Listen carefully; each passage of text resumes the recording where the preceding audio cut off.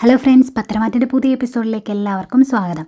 അപ്പോൾ നയന അബിയോട് പറയുന്നുണ്ട്, എല്ലാ കാര്യങ്ങളും അറിഞ്ഞിട്ട് ഞങ്ങൾ മിണ്ടാതിരിക്കുന്നെങ്കിൽ എൻ്റെ ചേച്ചിയുടെ കണ്ണീര് കാണാൻ കഴിയാത്തത് കൊണ്ടാണ്. അത് നീ അങ്ങ് ഒരുപാട് മുതലാക്കാൻ ശ്രമിക്കരുത്. അങ്ങനെ മുതലാക്കാൻ ശ്രമിച്ചിട്ടുണ്ടെങ്കിൽ നീ അങ്ങ് ജയിലിൽ പോയി കിടക്കും. ഇനിയുള്ള ജീവിതകാലം നീ അവിടെ ആയിരിക്കും എന്നൊക്കെ ഇങ്ങനെ പറയുന്നുണ്ട്. എന്നിട്ട് നയന പറയാണ്, ഇപ്പോൾ അനഘ കോമ സ്റ്റേജിലാണ്, അതിനുള്ള കാരണം നീയാണോ എന്നുപോലും ഞങ്ങൾക്ക് സംശയമുണ്ട് എന്നിങ്ങനെ പറയുമ്പോഴേക്ക് അബി പറയുന്നുണ്ട്, ഞാൻ അങ്ങനെയൊന്നും ചെയ്തിട്ടില്ല എന്ന്. അന്നേരം നയന പറയാണ്, അന്ന് അനഘ മരിച്ചു എന്നിങ്ങനെ പറഞ്ഞ ആദർശേട്ടനൊക്കെ അവിടെ ചെന്ന ദിവസം അവിടെ നടന്ന സകല കാര്യങ്ങളും നിന്റെ നാടകമായിരുന്നു. അതുകൊണ്ട് തന്നെ ഇതിലും ഞങ്ങൾക്ക് സംശയമുണ്ട് എന്നിങ്ങനെ ഇപ്പോൾ പറയുക. ഇപ്പോൾ അനഘ അല്പ സമാധാനത്തിലാണ് കിടക്കുന്നത്. കാരണം അവളുടെ മകൾ സുരക്ഷിതയാണ് എന്നുള്ള ബോധ്യത്തോടു കൂടിയാണ് കിടക്കുന്നത്. അത് അങ്ങനെയെങ്കിലും ഒന്ന് ജീവിച്ച് പോയിക്കോട്ടെ, അതിനെ കൊല്ലാനൊന്നും നീയായിട്ട് ശ്രമിക്കേണ്ട. അങ്ങനെ എന്തെങ്കിലും ശ്രമം ഉണ്ടായിട്ടുണ്ടെങ്കിൽ പിന്നെ നീ ചിന്തിക്കുന്നത് പോലെ ഒന്നും ആയിരിക്കില്ല മറ്റു കാര്യങ്ങൾ എന്നൊക്കെ ഇങ്ങനെ പറഞ്ഞ് കുറേ ഇങ്ങനെ ദേഷ്യപ്പെടുന്നുണ്ട് കേട്ടോ നയന. വളരെ ഇങ്ങനെ പരുഷമായ വാക്കുകളിലൂടെയാണ് ഇങ്ങനെ നയന അബിയോട് ഇങ്ങനെ സംസാരിക്കുന്നത്. ഇത്രയും പറഞ്ഞിട്ട് നയന അങ്ങ് പോയി കഴിയുമ്പോഴേക്ക് അബി ഇങ്ങനെ മനസ്സിലിങ്ങനെ പറയുവാണ്, അവളുടെ അനിയത്തി SI കഴിഞ്ഞപ്പോൾ തൊട്ട് അവൾക്ക് 2 എല്ല് കൂടിയിട്ടുണ്ട്. അവളുടെ അഹങ്കാരം കേട്ടില്ലേ, വാക്കുകളിൽ പോലും അവളുടെ അഹങ്കാരമുണ്ട്, റാസ്കൽ എന്നൊക്കെ ഇങ്ങനെ മനസ്സിലിങ്ങനെ ഓർക്കുവാണ് കേട്ടോ ദേഷ്യത്തോടെ. പിന്നീട് നമ്മുടെ ദേവയാനിയാണ് കാണിക്കുന്നത്. ദേവയാനി ഇങ്ങനെ മുത്തശ്ശൻ പറഞ്ഞേക്കുന്നത് അനാമികയെ പോയി കൂട്ടിക്കൊണ്ട് വരാൻ. അതുകൊണ്ട് അനാമികയെ വിളിക്കാൻ വേണ്ടി അങ്ങോട്ട് ചെല്ലുവാണ് കേട്ടോ. വണ്ടിയിൽ ഇങ്ങനെ ചന്തുമോളെ ഇരുത്തിയിട്ടാണ് കേട്ടോ ഇറങ്ങി ചെല്ലുന്നത്. ഇപ്പോൾ വരാമെന്നിങ്ങനെ മോളോട് പറയും. അങ്ങനെ അനാമിക ഇങ്ങനെ വിളിക്കാനായിട്ട് അകത്തോട്ട് ഇങ്ങനെ കയറി ചെല്ലുമ്പോഴേക്കും അകത്ത് നടക്കുന്ന സംഭാഷണം ഇങ്ങനെ ദേവയാനി ഇങ്ങനെ കേൾക്കുകയാണ്. വേണു ഇങ്ങനെ പറയാണ്, ഒരു അച്ഛനും അമ്മയും സ്വന്തം മക്കളുടെ ശരീരം കീറി മുറിക്കാനായിട്ട് ആഗ്രഹിക്കുകയില്ല. പക്ഷേ ദേവയാനിക്ക് ആ അവസ്ഥ വരാനുള്ള കാരണം നീയൊന്ന് ആലോചിക്കണം. നീയും നിൻ്റെ അമ്മയും കൂടി ആ പാലിൽ വിഷം കലർത്തിയത് കൊണ്ടാണ് ദേവയാനി ആ പാല് കുടിച്ചതും അതുപോലെ കരൾ കേടായതും. ആ സമയത്ത് ഞങ്ങൾ പറഞ്ഞതല്ലേ നിന്നോട് ഒരു പ്രായശ്ചിത്തം പോലെ ആ കരൾ കൊടുക്കാൻ, എന്നിട്ട് നീ കേട്ടോ എന്നിങ്ങനെ ചോദിക്കും. നേരെ രേവതിയും പറയുന്നുണ്ട്, അതെ, ഒരു പ്രായശ്ചിത്തം പോലെ നമ്മളത് ചെയ്യുമായിരുന്നെങ്കിൽ നന്നായിരുന്നു, അതൊന്നും നീ ചെയ്തില്ലല്ലോ എന്നിങ്ങനെ പറയുമ്പോഴേക്ക് വേണു പറയുവാണ്, അന്ന് നീ അങ്ങനെ ചെയ്തിരുന്നുവെങ്കിൽ ദേവയാനി നിന്നെ കൈവെള്ളം കൊണ്ട് നടന്നേനെ, ഒരിക്കലും നിന്നെ കൈവിടില്ലായിരുന്നു. പക്ഷേ ഇതെല്ലാം മനസ്സിലാക്കി നയനെ അതങ്ങ് ചെയ്തു. പിന്നീട് കുറച്ചുനാൾ മൂടി വെച്ചെങ്കിലും ആ കാര്യം ദേവയാനി തന്നെ കണ്ടെത്തുകയും അവളെ കൈവെള്ളം കൊണ്ട് നടക്കുകയും ചെയ്യുന്നു. അതുകൊണ്ടാണ് ഞാൻ പറഞ്ഞത്, ഇതെല്ലാം എപ്പോഴാണ് പുറത്തേക്ക് വരുന്നത് എന്ന് അറിയില്ല. അതുകൊണ്ട് തന്നെ ഇനി വലിയ വിലങ്ങിടുന്ന ഒന്നും വേണ്ട. മിക്കവാറും അവിടുന്ന് ആ മുത്തശ്ശൻ പറഞ്ഞിട്ട് ദേവയാനിയോ ജാനകിയോ ആരെങ്കിലും വിളിക്കാൻ വരും. അന്നേരം ഞങ്ങൾ വിടില്ല എന്നൊക്കെ ഇങ്ങനെ പറഞ്ഞാലും നീ അവസാനം അങ്ങ് പോയിക്കോണം. ആ മുത്തശ്ശനും മുത്തശ്ശിയും അവിടെ ഉള്ളിടത്തോളം കാലമേ ഇങ്ങോട്ട് ആരെങ്കിലും വന്ന് വിളിക്കുള്ളൂ. അത് വേണ്ട എന്നിങ്ങനെ അവർ തീരുമാനിച്ചിട്ടുണ്ടെങ്കിൽ പിന്നെ നമ്മൾ അങ്ങോട്ട് ഇടിച്ചു കയറി ചെല്ലേണ്ടി വരും. അങ്ങനെ ചെല്ലേണ്ടി വന്നിട്ടുണ്ടെങ്കിൽ നമ്മുടെ അഭിമാനം പോകും. അതുകൊണ്ട് നീ നോക്കിയും കണ്ടും കാര്യങ്ങൾ ചെയ്തോണം എന്നൊക്കെ ഇങ്ങനെ പറയുവാണ് കേട്ടോ. അന്നേരം അനാമിക പറയുന്നുണ്ട്, ആ നന്ദുവിൻ്റെ മുഖം ഓർക്കുമ്പോൾ എനിക്ക് അങ്ങോട്ട് പോകാനേ തോന്നുന്നില്ല. പക്ഷേ ഞാൻ അവിടുന്ന് മാറി നിന്നിട്ടുണ്ടെങ്കിൽ ചിലപ്പോൾ അവൾ അവിടെ ഇടിച്ച് കയറും. അത് ഓർത്തുകൊണ്ട് മാത്രമാണ് ഞാൻ അങ്ങോട്ട് പോകാൻ തീരുമാനിക്കുന്നത് എന്നൊക്കെ ഇങ്ങനെ അനാമികയും പറയുന്നുണ്ട്. അപ്പോൾ ഈ കാര്യങ്ങളെല്ലാം ഇങ്ങനെ ദേവയാനി കേൾക്കുന്നുണ്ടല്ലോ. ദേവയാനിക്ക് അത് സഹിക്കാൻ പറ്റുന്നില്ല. കാരണം ഇവർ വിഷം കലർത്തിയതിൻ്റെ പേരിലാണ് ദേവയാനി ഇത് മൊത്തം അനുഭവിക്കേണ്ടി വന്നത് എന്ന്. ഏതായാലും അവിടുന്ന് സങ്കടത്തോടെ കരഞ്ഞുകൊണ്ട് ഇറങ്ങി പോരുന്നു കേട്ടോ. വണ്ടി വന്നിങ്ങനെ കയറുമ്പോഴേക്ക് ചന്ദ്രമോളെ ഇങ്ങനെ ചോദിക്കുന്നുണ്ട്, മുത്തശ്ശി എന്തിനാ കരയുന്നത് എന്ന്. അന്നേരം മുത്തശ്ശി കരഞ്ഞൊന്നുമില്ല എന്ന് പറയും. കണ്ണ് തുടച്ചിട്ട് വണ്ടി എടുക്കാൻ പറയുവാണ് കേട്ടോ ഡ്രൈവറോട്. പിന്നെ നയനയെ ആദർശനാണ് കാണിക്കുന്നത്. നയന ആദർശനോട് വന്നിട്ട് ചോദിക്കുകയാണ്, ആദർശേട്ടാ എന്തെങ്കിലും കുഴപ്പമുണ്ടെന്ന്. ആദർശ എന്ത് കുഴപ്പമാണ്, നീ എന്താ ഇങ്ങനെ ചോദിക്കുന്നത് എന്ന് ചോദിക്കുമ്പോഴേക്ക് നയന പറയുന്നുണ്ട്, അമ്മ എന്നെ വിളിച്ചു, എന്നിട്ട് പുറത്തോട്ട് ചെല്ലാൻ പറഞ്ഞു. ഇവിടെ എങ്ങും വേണ്ട, വീട്ടിലും വെച്ച് സംസാരിക്കാൻ പറ്റാത്തൊരു കാര്യമാണ്, പുറത്തോട്ട് എല്ലാം പറഞ്ഞു എന്ന് പറയും. അന്നേരം ആദർശ ചോദിക്കും, ഈശ്വര അതെന്ത് പ്രശ്നമാണ് പോലും. വീട്ടിലാണെങ്കിൽ ഓരോ ദിവസവും ഓരോ സംഭവങ്ങളാണ് നടക്കുന്നത്. അമ്മയാണെങ്കിൽ അനാമികയുടെ പുറകെ തന്നെയാണ്. അവൾ എന്തൊക്കെയാണ് കള്ളത്തരങ്ങൾ ചെയ്യുന്നത് എന്ന് അമ്മ തന്നെ കണ്ടുപിടിക്കുന്നുണ്ട്. അതുകൊണ്ട് തന്നെ നേരത്തെ പോലെ അനിയെ ഇങ്ങനെ നിർബന്ധിക്കുന്നൊന്നുമില്ല. അനാമിക ഇങ്ങനെ വിളിച്ചുകൊണ്ട് വരാൻ പറഞ്ഞു. പിന്നെ മുത്തശ്ശനും അനാമിക ഇങ്ങനെ വിളിച്ചുകൊണ്ട് വരണമെന്ന് ഇടയ്ക്കിടയ്ക്ക് ഇങ്ങനെ പറയുന്നത് എന്നൊക്കെ ഇങ്ങനെ പറയുമ്പോഴേക്കും അന്നേരം നയന പറയുന്നുണ്ട്, അമ്മ മനസ്സിലാക്കി കാണും അവളുടെ കള്ളത്തരങ്ങളൊക്കെ. അല്ലെങ്കിൽ അതുപോലെ ഒരു ഉടായ്പ പ്രവൃത്തി ആരെങ്കിലുമൊക്കെ ചെയ്യുമോ, അന്യൻ്റെ പറമ്പ് ഇങ്ങനെ കാണിച്ചിട്ട് സ്വന്തമാണെന്ന് ആരെങ്കിലും പറയുമോ? ഇതുപോലുള്ള കള്ളത്തരങ്ങളാണ് അവർ മൊത്തം ഇങ്ങനെ ചെയ്തു വെക്കുന്നത് എന്നൊക്കെ ഇങ്ങനെ പറയുവാണ് കേട്ടോ. അന്നേരം ആദർശ് പറയുന്നുണ്ട്, ഏതായാലും അമ്മ എന്തെങ്കിലുമൊക്കെ അറിഞ്ഞു കാണും, അത് പറയാൻ വേണ്ടിയായിരിക്കും വിളിക്കുന്നത്, നമുക്ക് പോയി നോക്കാം എന്നിങ്ങനെ പറഞ്ഞ് രണ്ടുപേരും കൂടി ഇങ്ങനെ പുറത്തേക്ക് ഇങ്ങനെ പോവുകയാണ്. എന്നിട്ട് ദേവേനെ വെയിറ്റ് ചെയ്തു ഒരു സ്ഥലത്ത് ഇങ്ങനെ നിൽക്കുന്നു. അന്നേരത്തേക്ക് ദേവയാനി അങ്ങോട്ട് എത്തുന്നു. ഇറങ്ങി വരുന്നത് ഇത്തിരി ദേഷ്യത്തിലാണ് കേട്ടോ ദേവയാനി. അന്നേരം എന്താ അമ്മ എന്തിനാ ഇങ്ങോട്ട് വരാൻ പറഞ്ഞത് എന്ന് ചോദിക്കുമ്പോഴേക്കും ദേവയാനി പറയുന്നുണ്ട്, ഞാൻ പല കാര്യങ്ങളും അറിഞ്ഞിട്ടുണ്ട്. അത് വീട്ടിൽ വെച്ചോ അല്ലെങ്കിൽ ഓഫീസിൽ വെച്ചോ ഒന്നും സംസാരിക്കാൻ പറ്റുന്ന കാര്യമല്ലാത്തതുകൊണ്ടാണ് നിങ്ങളോട് ഇങ്ങോട്ട് വരാൻ പറഞ്ഞത്. ഞാൻ ഇനി ഒരു കാര്യം ചോദിക്കട്ടെ, എന്ത് സംഭവിച്ചിട്ടാണ് ഞാൻ ഹോസ്പിറ്റലിലായത് എന്ന് നിങ്ങൾക്കറിയാവോ? എനിക്ക് വേണ്ടി തിളപ്പിച്ചു വെച്ച പാല് ഞാൻ കുടിച്ചു. അതിൽ വിഷം ഉണ്ടായിരുന്നു. അതുകൊണ്ടാണ് എൻ്റെ കരൾ കേടായത്. ആ പാലിൽ ആരാണ് വിഷം ചേർത്തത്? നീ നിൻ്റെ ചേച്ചിക്ക് വേണ്ടി ഉണ്ടാക്കി വെച്ച പാലല്ലേ, അതിൽ നീ വിഷം ചേർക്കുമോ എന്ന് ചോദിക്കുവാണ്.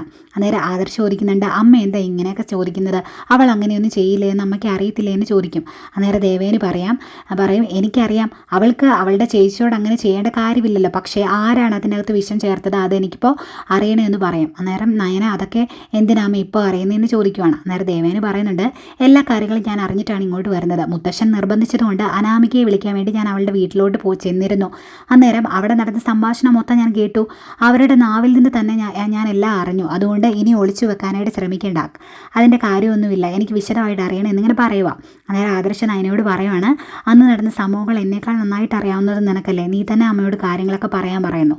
അന്നേരം നയന പറയുവാണ്, അമ്മ എല്ലാം അറിഞ്ഞ സ്ഥിതിക്ക് ഇനി ഞാനൊന്നും മറച്ചു വെക്കുന്നില്ല, എല്ലാം തുറന്ന് പറയാം. എന്നിട്ട് അനാമിക അന്ന് നയന പാല് തിളപ്പിച്ച് വെച്ചിട്ട് പോകുന്ന കഴിയുമ്പോഴേക്കും അനാമിക അതിൻ്റെ അകത്ത് വിഷം കലർത്തിയ കാര്യങ്ങളൊക്കെ ഇങ്ങനെ പറയും കേട്ടോ. അന്നേരം ദേവയാനിക്ക് നല്ല ദേഷ്യം വരുന്നുണ്ട്. ദേവയാനി പറയുന്നുണ്ട്, ഇവളുടെ കരണ അടിച്ച് പൊളിക്കാണ് എനിക്ക് തോന്നുന്നത്. അന്ന് ആ പാല് ഞാൻ എടുത്ത് കുടിച്ചില്ലായിരുന്നുവെങ്കിൽ നിൻ്റെ ചേച്ചിയുടെ അവസ്ഥ എന്താകുമായിരുന്നു? നിൻ്റെ ചേച്ചിയുടെ കയ്യിൽ ഇന്ന് ആ കുഞ്ഞുണ്ടാവുമായിരുന്നോ? അവൾക്ക് എന്തെല്ലാം സംഭവിക്കുമായിരുന്നോ? അതൊക്കെ നീ ഓർത്തായിരുന്നോ? എന്നിട്ടാണോ അവരുടെ എല്ലാ കാര്യങ്ങളും നിങ്ങളിങ്ങനെ മൂടി വയ്ക്കുന്നത്? ആർക്ക് വേണ്ടിയാണ് നിങ്ങൾ ഇതൊക്കെ ഇങ്ങനെ ചെയ്യുന്നത് എന്നൊക്കെ ഇങ്ങനെ ചോദിക്കുവാണ്. അന്നേരം ആദർശ് പറയും, ഇതൊക്കെ അങ്ങനെ നമുക്ക് തുറന്ന് പറയാൻ പറ്റുമോ? മുത്തശ്ശനൊക്കെ അറിഞ്ഞു കഴിഞ്ഞാൽ വിഷമമാകില്ലേ എന്ന്. അന്നേരം ദേവേനി ചോദിക്കുന്നുണ്ട്, മുത്തശ്ശനെ അറിഞ്ഞാൽ വിഷമമാകും എന്ന് പറഞ്ഞ് ഇതെല്ലാം മറച്ചു വെച്ച് അവളെപ്പോലെ ഇങ്ങനെ കൊലയാളിയായ ഒരു പെണ്ണിനെ ഇങ്ങനെ വീട്ടിലോട്ട് വിളിച്ച് കയറ്റിയിട്ട് അവൾ എന്തെങ്കിലും വീട്ടിലുള്ളവരോട് ചെയ്താൽ നിങ്ങളൊക്കെ എന്ത് ചെയ്യും? ഇനിയിപ്പോൾ അനിയോട് തന്നെ എന്തെങ്കിലും ദേഷ്യം വെച്ച് അവൾ ഭക്ഷണത്തിൽ വിഷം കലർത്തി കൊടുത്താൽ എന്തെങ്കിലും ചെയ്യാൻ പറ്റുമോ എന്നൊക്കെ ഇങ്ങനെ ചോദിക്കുവാണ്. അന്നേരത്തേക്ക് നയന, നമുക്ക് എന്ത് ചെയ്യാൻ പറ്റുമോ അമ്മേ? വീട്ടിലോട്ട് വന്ന് കയറിയ പെൺകുട്ടികൾ ആരും ബന്ധം പിരിഞ്ഞ് പോകുന്നത് മുത്തശ്ശൻ ഇഷ്ടമല്ലല്ലോ എന്നിങ്ങനെ പറയുക. അന്നേരം ദേവയാനി പറയുന്നുണ്ട്, അവളെപ്പോലെ ഒരുത്തി ഇനി എൻ്റെ ജീവിതത്തിൽ സ്നേഹിക്കില്ല. അതുകൊണ്ട് തന്നെ അവളെ വിളിച്ചുകൊണ്ട് വരാനോ ബാക്കി കാര്യങ്ങൾക്കൊക്കെ ഒന്നും ഞാൻ ഇനി കൂടെ നിൽക്കത്തുമില്ല. ഇതിപ്പോൾ എല്ലാവരും പറഞ്ഞിട്ടാണെങ്കിലും മുത്തശ്ശൻ അറിയാതെ ആണെങ്കിലും അവളെ ഞാൻ ആ വീട്ടിൽ നിന്ന് പുറത്താക്കണം. അതിനുള്ളത് എന്താണെന്ന് വെച്ചാൽ ചെയ്യണം എന്നിങ്ങനെ തന്നെ ദേവയാനി ഉറപ്പിച്ച് പറയുന്നു. എന്നിട്ട് ദേവയാനി അതിൻ്റെ കൂടെ പറയുവാണ്, അവൾ എനിക്ക് കരൾ തന്നിരുന്നുവെങ്കിൽ അവൾ ചെയ്ത പ്രവൃത്തിയിൽ അവൾക്ക് കുറച്ചെങ്കിലും ഒരു കുറ്റബോധം ഉണ്ട് എന്ന് എനിക്ക് മനസ്സിലാകുമായിരുന്നു. ഇത്രയും ദേഷ്യം എനിക്ക് അവളോട് വരില്ലായിരുന്നു എന്ന് ഇങ്ങനെ ദേവയാനി പറയുകയാണ് കേട്ടോ. അന്നേരം ആദർശ് പറയുന്നുണ്ട്, ഇതൊക്കെ അനി അറിഞ്ഞിട്ടുണ്ടെങ്കിൽ ജീവിതകാലത്ത് അവളെ തിരിച്ചു വിളിച്ചുകൊണ്ട് വരാൻ അവൻ സമ്മതിക്കത്തില്ല എന്നും പറയുന്നുണ്ട്. ഏതായാലും ദേവയാനി ഉറച്ചു നിൽക്കുന്നു, ഇനി അനാമികയെ സ്നേഹിക്കില്ല, അവളെ ആ വീട്ടിൽ വാഴിക്കില്ല എന്നിങ്ങനെ ഏതായാലും അത്രയും പറഞ്ഞിട്ട് ദേവയാനി അങ്ങ് പോവുകയാണ്. ദേവയാനി പോയി കഴിയുമ്പോഴേക്കും ആദർശ നയനയോട് ഇങ്ങനെ പറയുന്നുണ്ട്, ഏതായാലും നമ്മളൊന്നും തുറന്നു പറഞ്ഞില്ലെങ്കിൽ അമ്മ എല്ലാം അറിഞ്ഞല്ലോ, ഇനിയിപ്പോൾ പ്രശ്നമില്ലല്ലോ എന്നിങ്ങനെ. ഏതായാലും ഇതെല്ലാം കഴിഞ്ഞ് ദേവയാനി വീട്ടിലോട്ട് ചെല്ലുമ്പോഴേക്കും അനാമികയെ കൂട്ടിക്കൊണ്ട് വരുന്നത് നോക്കിയിരിക്കുമായിരുന്നു ജാനകി. അതുകൊണ്ട് തന്നെ ജാനകി ഏട്ടത്തി അനാമിക മോളെ വിളിക്കാൻ പോയില്ലേ, അതോ അവൾ വന്നില്ലേ എന്നൊക്കെ ഇങ്ങനെ ചോദിക്കുക. അന്നേരം ദേവയാനി പറയുന്നുണ്ട്, ഞാൻ അങ്ങോട്ട് പോയില്ല, അങ്ങനെ പോയി വിളിച്ചുകൊണ്ട് വരേണ്ട കാര്യമൊന്നുമില്ലല്ലോ, അവൾ ഇവിടുന്ന് പിണങ്ങി പോയതല്ലേ, അവൾ വേണമെങ്കിൽ വന്നോളൂ എന്ന് പറയുമ്പോഴേക്കും ജാനകി പറയുന്നുണ്ട്, അതെന്ത് വർത്താനം ഏട്ടത്തി പറയുന്നത്?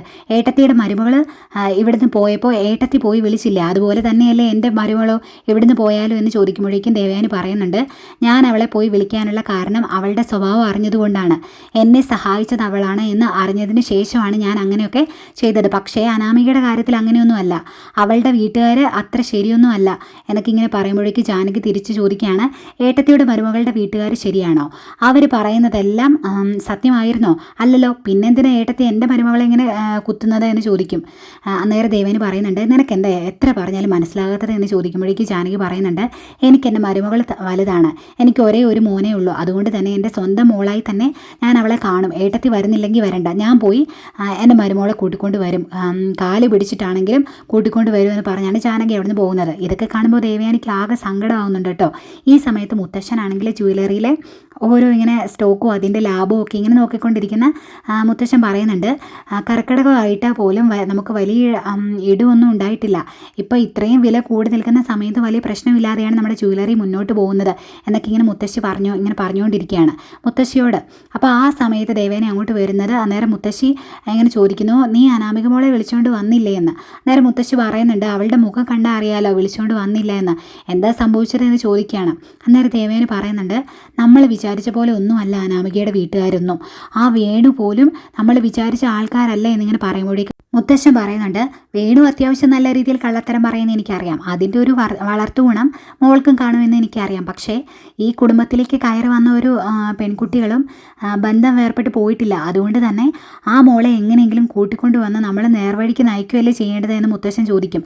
അന്നേരം ദേവയാനി പറയുന്നുണ്ട്, എന്നെക്കൊണ്ട് അതൊന്നും സാധിക്കത്തില്ല, അനു പറയുന്നതിൽ ഒരുപാട് കാര്യങ്ങളുണ്ട് എന്ന് പറയുമ്പോഴേക്കും മുത്തശ്ശി പറയുന്നുണ്ട്, അത് ഞങ്ങൾക്കറിയാം, അനു പറയുന്നതിൽ കാര്യമുണ്ട് എന്ന്. ഇന്നത്തെ കാലത്തെ കുട്ടികളെല്ലാം എങ്ങനെയൊക്കെ ഒരുമിച്ച് സഹകരണത്തോടെ ജീവിക്കുന്ന കുട്ടികൾ വളരെ കുറവാണ്. അത് ഈ പ്രായത്തിൽ ഈ ജനറേഷൻ്റെ പ്രശ്നമാണ്, അത് നമ്മൾ വേണം പരിഹരിച്ച് കൊടുക്കാൻ എന്നൊക്കെ ഇങ്ങനെ പറഞ്ഞ് അവരിങ്ങനെ ന്യായീകരിക്കുന്നുണ്ട് കേട്ടോ. അതുപോലെ നയന വന്ന സമയത്ത് നയന നിനക്ക് ഇഷ്ടമല്ലായിരുന്നല്ലോ, അവൾ ഇവിടുന്ന് പുറത്താക്കാൻ നീ പലതവണ ശ്രമിച്ചിട്ടുണ്ടല്ലോ എന്നൊക്കെ ഇങ്ങനെ ചോദിക്കുമ്പോഴേക്കും ദേവേനി പറയുന്നുണ്ട്, പക്ഷേ ആ സമയത്ത് നയനമോളുടെ മനസ്സിൽ നന്മയുണ്ടായിരുന്നുവെന്ന്.